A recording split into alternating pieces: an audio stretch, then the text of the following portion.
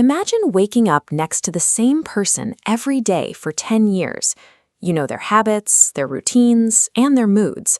But then, one day, you look at them and realize you are staring at a complete, unrecognizable stranger. This was the reality for Adil and Samara. They were Indian expatriates living a seemingly stable life in Dubai, having navigated a decade-long relationship that began in university and eventually led to marriage. Shortly after their wedding, Samara began exhibiting behaviors that had never surfaced in the previous 10 years. She would bathe in total darkness to the sound of blaring music, or sit motionless in front of her vanity mirror at 3 in the morning. At other times, her personality would shift into a state of high-pitched, childlike excitement that felt entirely out of character. Adil chose to see these as modern eccentricities.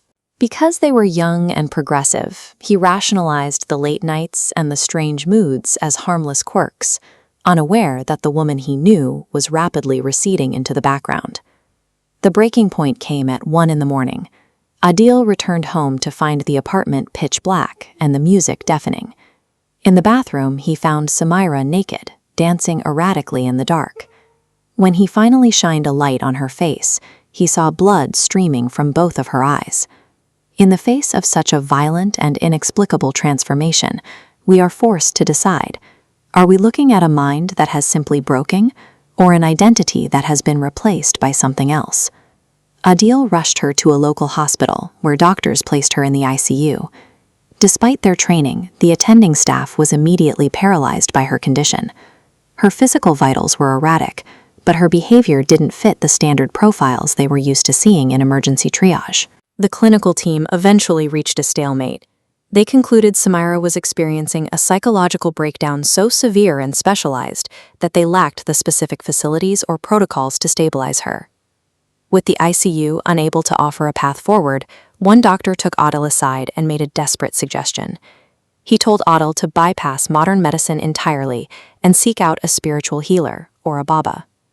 When the hospital doors close and science admits it has no answers, a vacuum is created. In that space, cultural myths and ancient fears become the only available explanations.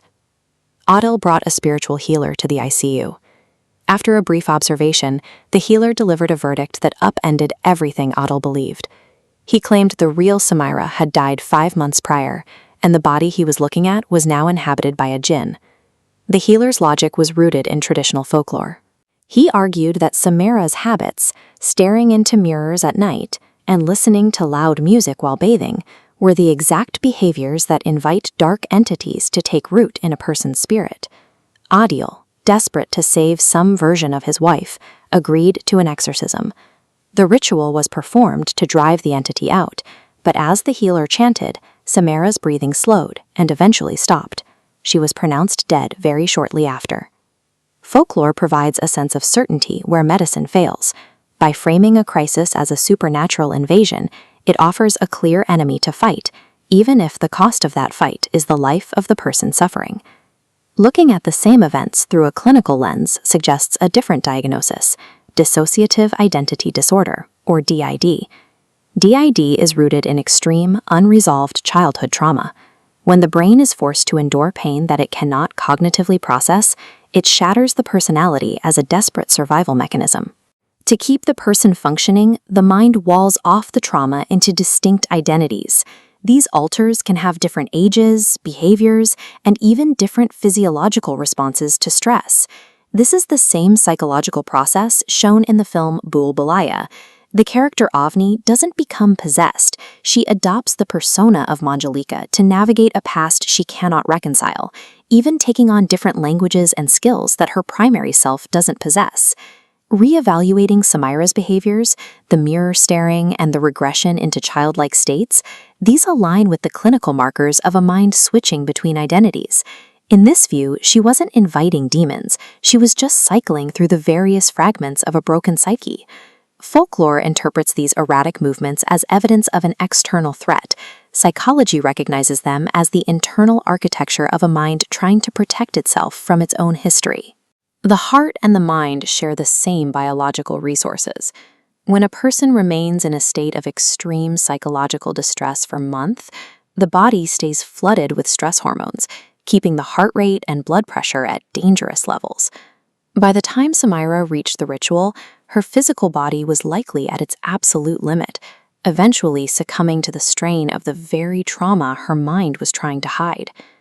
Her story is a reminder that 10 years of marriage doesn't mean you have seen every corner of a partner's past. Significant trauma can remain dormant for decades, only to resurface when the brain can no longer keep it compartmentalized. The tragedy lies in the misdiagnosis. When sudden and radical shifts in behavior are treated as spiritual problems rather than medical emergencies, the chance for professional stabilization is lost. Understanding the link between a fractured mind and a failing body is the only way to prevent a similar collapse. When we lose the ability to see deep psychological pain for what it is, we lose the ability to save the person